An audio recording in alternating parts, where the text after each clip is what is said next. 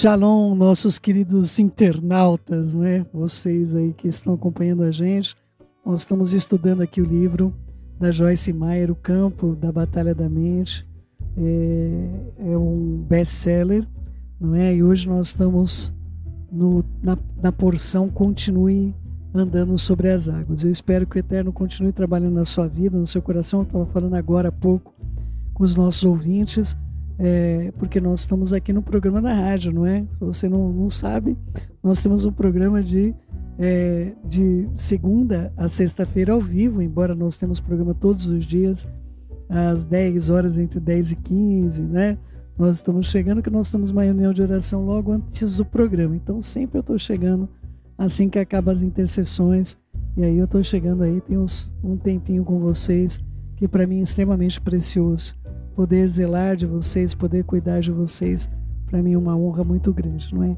E nós estamos justamente saindo dessa reunião onde a presença do Eterno se manifestou aqui conosco, a presença de Mashiach Yeshua, e que nós sempre possamos ouvir a palavra que Ele tem para nossas vidas, para o bem, viu? Vamos orar, queridos, vamos orar. Estou meio assim ainda anestesiada, né? Lembrando as palavras de Mashiach conosco e a importância dele estar conosco. Uma das coisas que ele falou para nós hoje, que ficou muito marcado no meu espírito, é que nós não compreendemos como é que se nasce do sangue e da água, não é? E também a carne que acaba sendo rasgada, não é? E ele colocou, mais o parto vocês compreendem, não é? Que a criança nasce da água, nasce do sangue, nasce de uma carne que foi rasgada para que a criança possa vir ao mundo. E não é diferente o novo nascimento. Então, eu creio que Mashiach deseja tratar com as nossas vidas para que nós compreendamos as coisas que nós fazemos, não é? Que nós compreendamos o Seudat Mashiach, a ceia do Messias. Nós teremos, inclusive, essa semana, será dia de Seudat Mashiach, não é? E eu convido a todos, não é, que estão acompanhando a gente para estarem participando da mesa do Mashiach, como ele instituiu dentro da palavra dele. Vamos orar, queridos. Querido Pai, em nome de Yeshua, nós te damos graças por esse homem que foi usado maravilhosamente para nos gerar. Ele foi gerado da Ruach HaKodesh e ele hoje usado poderosamente para gerar a filhos. E eu peço, Pai, nos ajude a honrarmos a esse homem maravilhoso. Nos ajude a ouvirmos a sua voz, ouvirmos o que o Senhor diz por meio dele e estarmos em pé, fazendo aquilo que o Senhor deseja sobre nossas vidas. É o que eu te peço, bondoso de Israel, Beshem Yeshua HaMashiach, que assim seja, assim seja. Meus queridos, vamos lá, página 101. Então nós estamos continuando andando sobre as águas. Entretanto, o barco já estava longe, em alto mar, muitos estádios. Um estádio corresponde aproximadamente a 200 metros da terra e batido, agitado, açoitado pelas ondas, porque o vento era contrário. E na quarta vigília, entre 3 e 6 horas da manhã, ainda era madrugada, não é? Então deve ter sido entre 3 ou 4 horas da manhã. Foi então Yeshua ter com ele andando sobre o mar. E os talmidinhos discípulos, ao verem-no andando sobre as águas, ficaram aterrados e exclamaram: é um fantasma. E tomados pelo medo, gritaram, mas Yeshua imediatamente lhes disse: tende bom ânimo, sou eu, não temais. Respondeu-lhe então Kefa, Pedro, e disse: se é tu, Senhor, então manda-me ir a ter contigo sobre as águas. Ele disse: vem. Então Pedro, descendo do barco, andou sobre as águas e foi ter com Yeshua. Reparando, porém, na força do vento, teve medo e, começando a submergir, gritou: salva-me da morte, Senhor. E prontamente Yeshua, estendendo a mão, tomou-lhe e disse: homem de pequena fé, por que duvidaste? Subindo ambos para o barco, cessou então o vento. Mateus 14, 24 a 32. Eu enfatizei o último verso porque eu quero chamar sua atenção para o programa que o inimigo esboçou nessa passagem.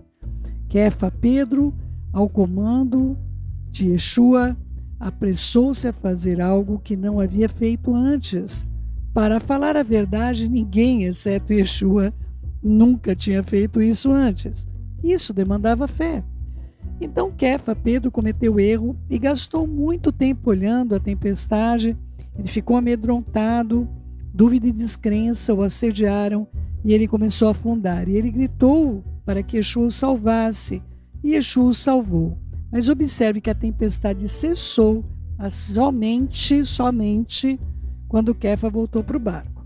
Lembre-se de Romanos 4, 18 a 21. Quando Abraham não vacilou, ao considerar a sua situação impossível, Abraham conhecia as condições, mas diferentemente do que Kefa, eu não creio que ele pensava ou falava nisso o tempo todo.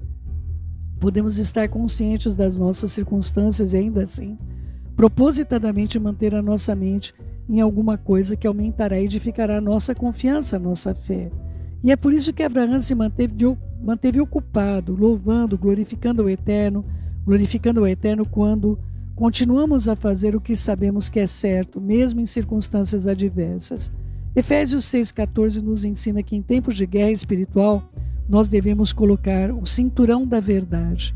Quando a tempestade vier na sua vida, bata os pés, levante o rosto resolutamente e determine-se pela Ruach HaKodesh, pelo Espírito Sagrado, a ficar fora do barco. Muito frequentemente a tempestade cessa, assim que você desiste e engatinha de volta para um lugar de segurança e proteção. O inimigo traz tempestades em sua vida para intimidá-lo durante uma tempestade. Lembre-se que a mente é o campo de batalha. Não tome suas decisões baseadas nos seus pensamentos ou sentimentos, mas confie em seu espírito. Quando fizer isso, você encontrará a mesma visão que estava lá desde o começo. Eu queria fazer uma pausa aqui, queridos. Uma vez eu fiz uma viagem internacional, mas eu não me recordo, na verdade, aonde é que foi que eu vi essa... Se você conhecer, esse filme eu jamais assistiria, tá? Eu acredito que seja um filme chinês. Nesse filme, eu só vi um pedaço. Na verdade, eu vi um pedaço eu estava vendo o rapaz da frente que estava assistindo durante o voo, que era para estar dormindo, mas ele estava assistindo, eu acabei olhando lá. Mas eu achei bastante interessante, e aí eu peguei e falei, eu quero ver o que está se tratando nesse filme. Eu não sei o nome do filme, porque realmente eu só abri o filme para ver esta cena, e esta cena, ela tratava o seguinte: era um grupo de samurais, né? Esse grupo de samurais, ele ia... Eu não sei o nome do filme, se você viu esse filme, mas um deles tinha que entrar na caverna e os outros ficavam fora da caverna, e aí ele não poderia usar a sua espada de jeito nenhum, né? E acontecia que a ordem para ele era essa: você não vai usar a sua espada. E aconteceu que começou a aparecer na frente dele, e é claro que era um filme, os atores estavam realmente lá, os amigos pedindo desesperadamente ajuda diante dele. Mas o teste para ele era que ele não usasse a sua espada. Bom, moral da história, era tudo uma projeção. Era tudo, na verdade, nada daquilo que ele estava vendo, os amigos sendo mortos, e havia momento que ele tremia com a espada. Se você conhece esse filme, você me fale, por favor, porque eu gostaria muito de usar essa cena para falar como nós somos provados. Quando Kefa foi para andar com Mashiach Yeshua, a tempestade estava ali, ele olhou para aquela tempestade, ele ficou apavorado com o volume das ondas e todas as coisas, mas ele tinha confiança de ir até Yeshua, e até com o encontro de Yeshua.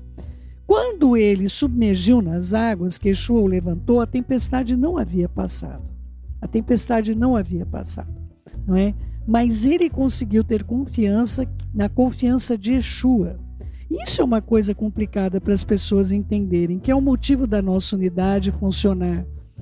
Existem coisas que você tem confiança para fazer, outras nós podemos estar ancorados na confiança do outro. Kefa já tinha passado por isso anteriormente, por isso eu quero lembrar vocês por que ele confiava.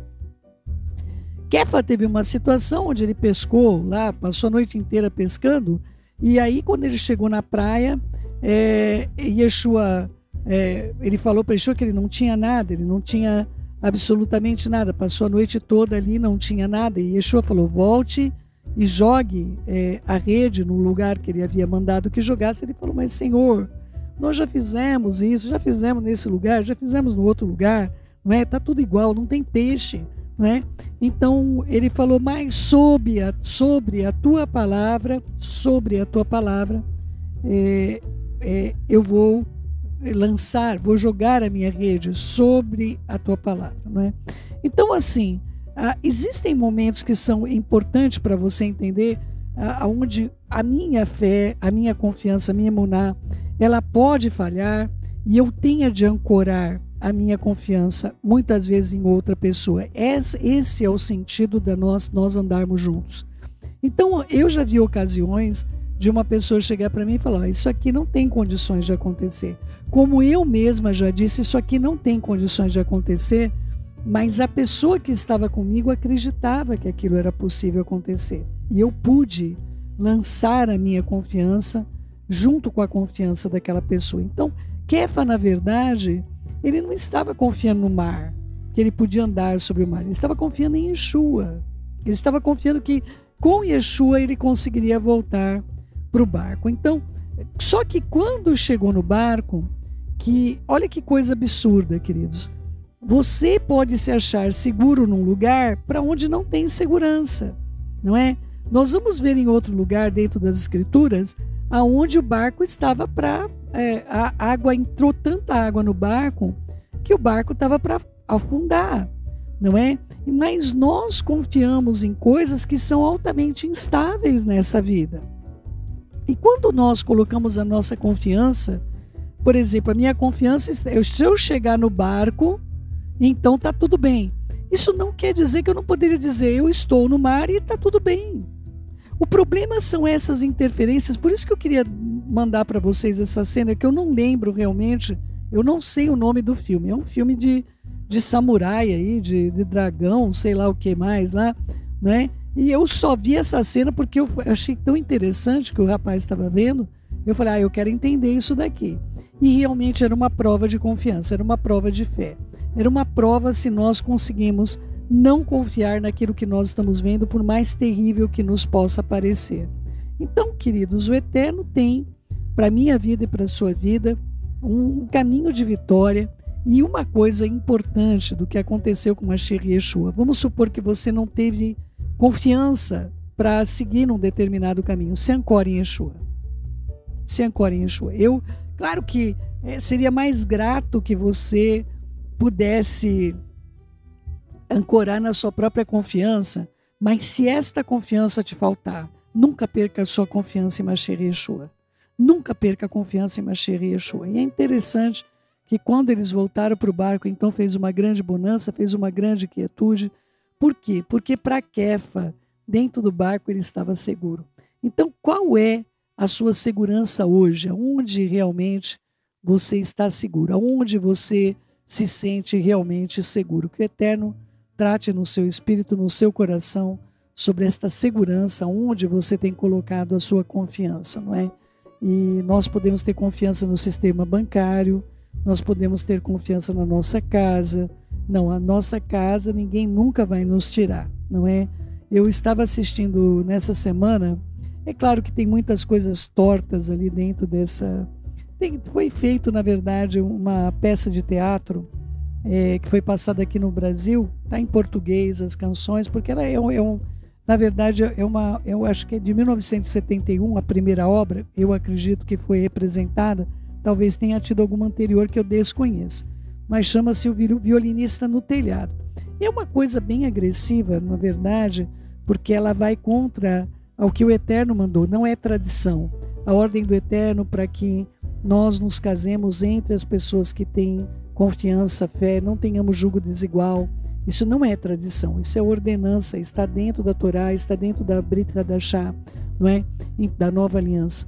Então, queridos, algumas coisas, claro que eu acredito que esse filme foi produzido para mexer com a cabecinha do nosso povo, para inovar algumas coisas, não é? Que o Eterno nos ajude por amor da sua fidelidade e que a gente não se contamine. Mas eu vi lá as pessoas com as suas casas, com as suas estruturas de vida, os seus trabalhos, não é? E de repente chega uma situação aonde é ordenado que essas pessoas vão sair das suas casas, essas pessoas vão perder, enfim, as suas vidas, a sua pátria, aquilo que elas confiavam, não é? É muito interessante, muito interessante. Claro que o filme original, acredito que está no YouTube, se você quiser assistir, é um musical também, não é? Chama-se O Violinista no Telhado, mas vale a pena, claro, retenha o que é bom. Mas tudo aquilo que nós temos confiança, que é perene, que é permanente, tudo isso pode mudar. E pode mudar muito rapidamente nas nossas vidas. Se a nossa confiança estiver no barco, ele pode afundar. Mas se a nossa confiança estiver em Yeshua, a gente vai andar sobre as águas e nenhum vento vai nos derrubar, não é? Vamos lá. Nenhuma hesitação é permitida. Se, porém, algum de vós necessita de sabedoria, peça ao Eterno, doador, de que a todos dá liberalmente, nada lhe impropera, e ser-lhe-á concedida, sem reclamar, sem reprovar ou censurar. Peça, porém, com confiança, com emuná, com fé, em nada duvidando, sem hesitação, sem inquietação, pois aquele que duvida, hesita e se inquieta é semelhante à onda do mar, impelida e agitada pelo vento. Verdadeiramente não supõe esse homem que alcançará do Senhor alguma coisa que pedir. Yaakov, Tiago 1, 5-7. Queridos, é bem interessante. Você já percebeu que pode ser, eu espero que não, que você tem um comportamento em casa e um comportamento dentro da congregação? Algumas pessoas já me disseram: o céu é mais fácil a gente ter uma vida cordial, uma vida de amor dentro da congregação do que em casa. Em casa é um caos. Não, a sua casa tem de ser uma congregação, não é? Faça devocionais dentro da sua casa, seja a mesma pessoa que você é na sua casa, dentro da sua congregação. Mas, céu, no meu serviço eu não consigo ser.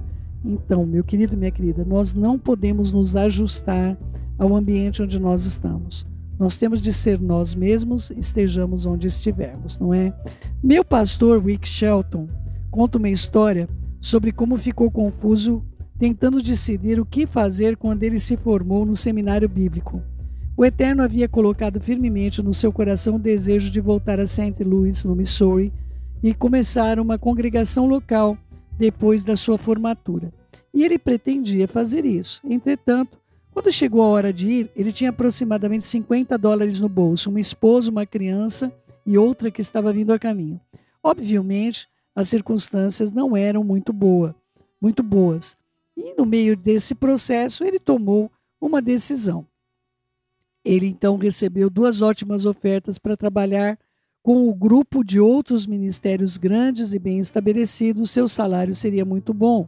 As oportunidades ministeriais eram atrativas e, se nada mais houvesse, apenas a honra de trabalhar para qualquer desses ministérios já o teria animado seu ego. Quanto mais ele pensava, mais confuso ele ficava. Parece que o senhor dúvida o estava visitando, não? No momento, ele sabia o que deveria fazer e agora ele estava hesitando entre as opções. Como suas circunstâncias não favoreciam a sua volta a St. Louis, ele estava tentando aceitar uma das outras ofertas, mas não conseguia se sentir em paz em qualquer uma das 2 direções. Finalmente, ele pediu conselho a um dos pastores que lhe havia oferecido o emprego e o homem sabiamente lhe disse: vá para algum lugar, fique quieto, desligue a cabeça, faça o que está em seu coração. Quando ele seguiu o conselho do pastor, descobriu rapidamente que o seu coração estava à igreja de St. Louis. Ele não sabia como poderia fazê-lo com o que tinha nas mãos, mas ele seguiu em frente obedientemente e os resultados foram maravilhosos. Hoje, Rick Shelton é fundador e pastor principal do Life Christian Center em St. Louis, Missouri. Atualmente, o Life Christian Center é uma congregação de aproximadamente 3.000 membros com alcance mundial. Milhares de vidas têm sido abençoadas e transformadas ao longo dos anos por meio deste ministério. Eu fui pastora adjunta lá por 5 anos e o meu ministério, Life in the World, nasceu juntamente durante esse tempo. Pense em quanto o inimigo teria roubado, mediante a dúvida e a descrença, se o pastor Shelton tivesse sido dirigido pela cabeça em vez do coração. A dúvida é uma escolha. Cedo de manhã, ao voltar para a cidade, teve fome e, vendo uma figueira à beira do caminho, aproximou-se dela e, não tendo achado senão folhas, sabendo que da figueira os frutos aparecem ao mesmo tempo que as folhas, disse-lhe: nunca mais nasça fruto em ti. E a figueira secou imediatamente.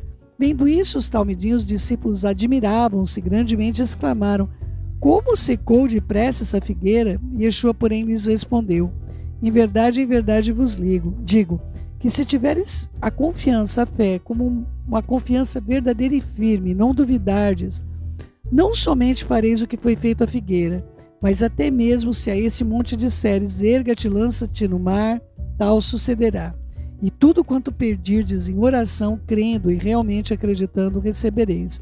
Matitiago 21, Mateus 21, 18 a 22. Quando os seus talmidim, seus discípulos, se maravilharam e perguntaram a Yeshua como ele era capaz de destruir a figueira com uma palavra apenas em essência, ele lhe disse: se vocês tiverem confiança, fé e não duvidarem, vocês podem fazer a mesma coisa que fiz a figueira, e outras obras maiores farão. Yohanan João 14, 12. Nós já estabelecemos que a confiança, a fé, é o dom do Eterno. Então sabemos que a fé, a confiança, Romanos 12, 3, é o que é isso? Mas a dúvida é uma escolha. E a tática de guerra do inimigo conta com a nossa mente, não é? Atua contra a nossa mente. Como você pode escolher seus próprios pensamentos quando a dúvida vier? Você deverá aprender a reconhecê-la pelo que ela é e dizer: não, obrigado, e continuar crendo. A escolha é sua. Queridos, eu gostaria de explicar essa questão de Yeshua falar que nós iríamos fazer coisas maiores do que ele, tá bom? Yeshua, ele é a rocha, e que nós fomos colocados sobre essa rocha. Então, evidentemente que Yeshua, como rocha, ele chegou num lugar, mas ele colocou as nossas vidas sobre ele. Então, ele colocou a gente acima dele. Toda liderança que realmente trabalha em prol dessa obra de Mashiach Yeshua, ela coloca as pessoas sobre si, não sob si, não é? O líder, ele eleva a pessoa ao próximo patamar. Então, é claro e evidente, quando eu olho as pessoas que estão ao nosso redor, as pessoas que o Eterno nos deu para a gente gerar, para a gente cuidar, para a gente edificar, nós queremos e sabemos e confiamos que essas pessoas serão maiores do que nós, porque nós estamos criando estruturas para que as pessoas vão além, para que você vá além de nós, para que você tenha coragem de ir além daquilo que o Eterno tem feito por meio das nossas vidas, não é? Então, nós convidamos você também a ver as pessoas como tesouro, como Yeshua via, não é? Você não enterre os seus tesouros, você não olhe para uma pessoa que talvez você não tenha uma identidade pessoal, você não tenha uma identidade, vamos dizer, com relação ao que a pessoa gosta de fazer, o que a pessoa gosta de ouvir, enfim, mas você tem uma identidade espiritual com essas vidas. Então, que em tudo você possa cooperar para que o outro vá além do que você conseguiu ir. Eu lembro muito de uma corrida que eu não sei o nome, mas é uma corrida que o outro não pode correr enquanto você não passa o bastão. Tem um nome essa corrida, um nome próprio, que não me recordo agora, mas é importante para nós, como líderes, ou você, como que está levando alguém para o caminho de Mashiach, que você passe esse bastão. Você deixa que o outro corra ao seu próprio trilhar e ele vai encontrar alguém que ele vai impulsionar para ir além, para ir além. E quando o último ganhar, todos ganham, queridos. Todos ganham, não é? É uma corrida onde nós não somos, na verdade, concorrentes uns dos outros quando estamos no mesmo time, não é? Vamos lá. A incredulidade é desobediência. Quando chegaram para junto da multidão, aproximou-se dele um homem e se ajoelhou e disse: Senhor, compadece-te do meu filho, porque ele é lunático e ele sofre muito, pois muitas vezes cai no fogo, outras muitas na água. Eu apresentei aos teus talmidim, aos teus discípulos, mas eles não puderam curá-lo. E Yeshua exclamou: ó geração incrédula e perversa, até quando estarei convosco? Até quando vos sofrerei? Trazei-me aqui o menino. Então Yeshua repreendeu o demônio, não é? Que saiu do menino e, desde aquela hora, ficou o menino curado. Então, os talmidim, os discípulos, aproximaram-se de Yeshua e perguntaram em particular: por que motivo nós não pudemos expulsar? E ele respondeu: por causa da pequenez da vossa confiança, da vossa fé, da emuná.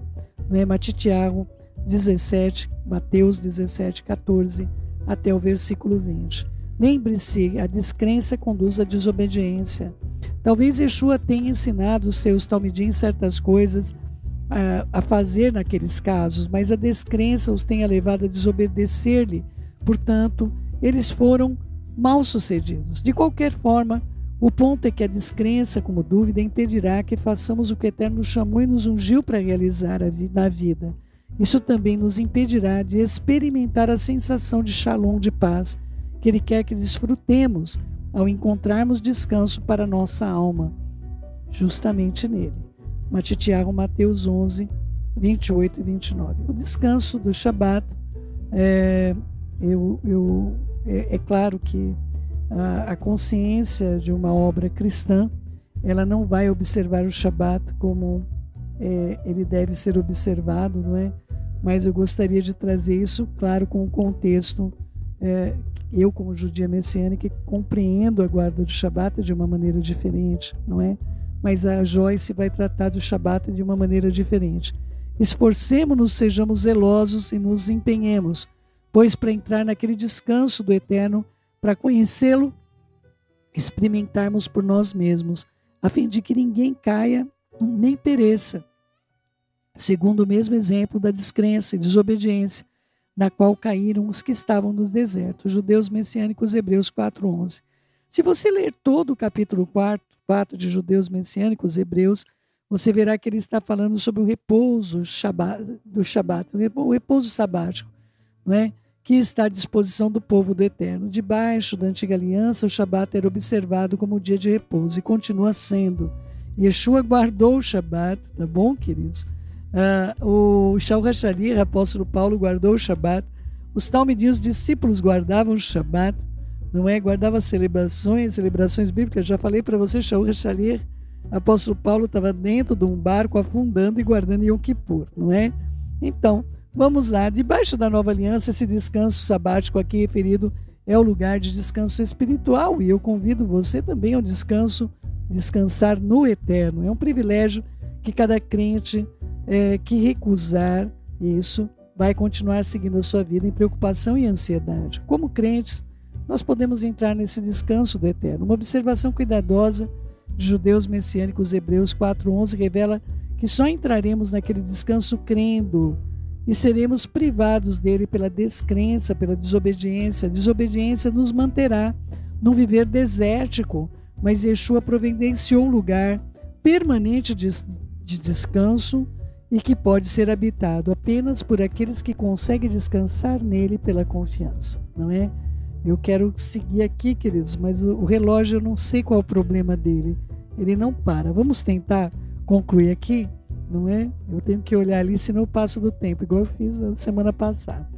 Vivendo em confiança, vivendo em fé, de fé em fé, de confiança em confiança. A palavra fé é emuná em hebraico. É confiança. Visto que a justiça do Eterno se revela nas boas novas, de confiança em confiança, de fé em fé, como está escrito, o justo viverá pela confiança, pela fé. Romanos 1:17. Eu lembro-me de um incidente que pode ilustrar esse ponto com muita clareza. Certa noite eu estava andando pela minha casa, tentando fazer alguns serviços domésticos, estava muito infeliz. Eu não tinha nenhuma alegria, eu não tinha paz no meu coração e ficava perguntando ao Senhor, o que é que está errado comigo? Frequentemente eu me sentia daquela maneira e, sinceramente, queria saber qual era o meu problema. Eu estava tentando seguir todas as coisas que estava aprendendo em minha caminhada com Yeshua, mas alguma coisa certamente parecia estar faltando. E nessa altura o telefone tocou enquanto eu estava conversando, dava uma olhada em uma caixa de cartões com versículos bíblicos que alguém havia me mandado. Na verdade, eu não estava olhando para nenhum deles, apenas mexendo neles enquanto eu estava no telefone. Quando eu desliguei, decidi então escolher um ao acaso para ver se conseguiria algum encorajamento. E aí saiu para mim justamente Romanos 15:13. E o Eterno da esperança vos encha de todo gozo e paz no vosso crer, através da experiência da vossa fé, da vossa confiança, para que sejais ricos e abundantes de esperança e poder na Ruach HaKodesh, no Espírito Santo. Eu vi Todo o meu problema era dúvida, descrença. Estava fazendo de mim mesma uma pessoa infeliz por acreditar nas mentiras do inimigo. Eu estava sendo negativa. Não poderia ter alegria nem paz porque não estava crendo. É impossível ter alguma alegria e paz e viver em descrença. Tome a decisão de acreditar que o Eterno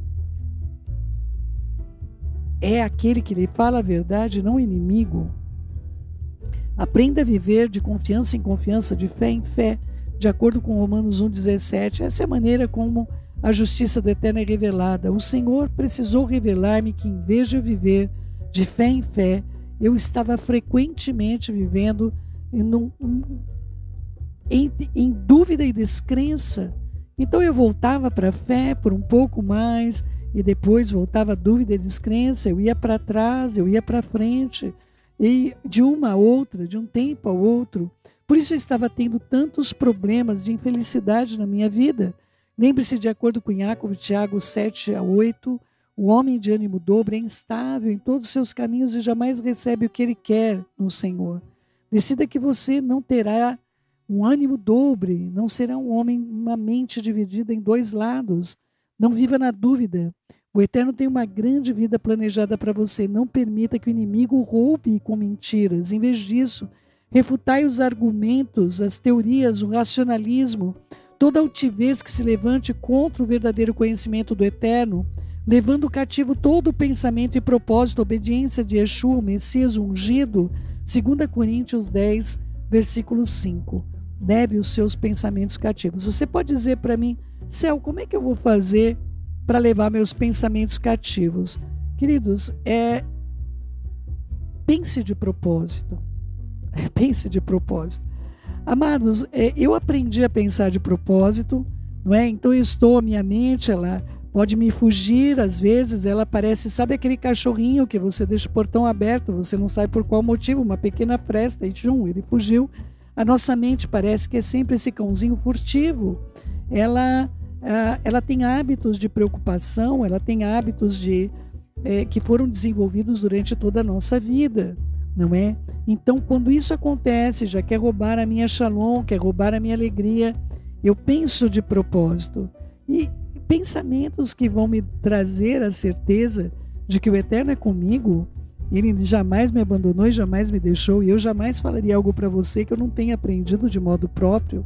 Não é? Pensar de propósito, eu posso tirar a minha mente da onde está me trazendo um aprisionamento e manter a minha mente, manter o foco da minha mente no Eterno, nas suas palavras, naquilo que Ele me prometeu e nunca mentiu. Por que eu vou acreditar nos meus pensamentos furtivos, não é? Meus pensamentos que não somente me enganam, mas já me enganaram no passado. Então que o Eterno traga para você a confiança no Filho dele. Outro dia eu estava com um sofrimento muito profundo e realmente aquilo me trouxe uma apreensão muito grande. Eu estava num estado que a minha filha, num momento de grande depressão, e eu muito distante, nós estamos muito, muito distantes, ela mora em outro país, e naquele momento a única coisa que me veio à minha mente era ver Mashiach Yeshua sofrendo por mim e pela minha filha. E certamente, ele certamente passou por muito mais do que eu estava passando naquele momento de angústia e de dor. E aquilo foi o meu conforto. Olhar para Yeshua foi o meu conforto. Foi o conforto de Kefa e é o conforto oferecido para você. Que você agarre-se nele. Céu, mas eu naufraguei na fé. Não importa, agarre-se, Mashiach Yeshua, e se levante. Você vai entrar no barco novamente e a tempestade vai cessar. Porque tudo que essa tempestade quer fazer com você é te desviar de estar no verdadeiro caminho. Que o Eterno te conduza em verdade, você tenha forças, não tenha um ânimo dobre, confie firmemente no Eterno e Ele certamente vai te conduzir numa condição onde Ele satisfará os desejos do seu coração. Ele fez isso comigo. Eu até compartilhei com vocês na última aula que nós tivemos de errar. E assim eu sei que Ele vai fazer com você também, viu? Beijos no seu coração, meu querido e minha querida. Fiquem na Shalom do nosso Pai.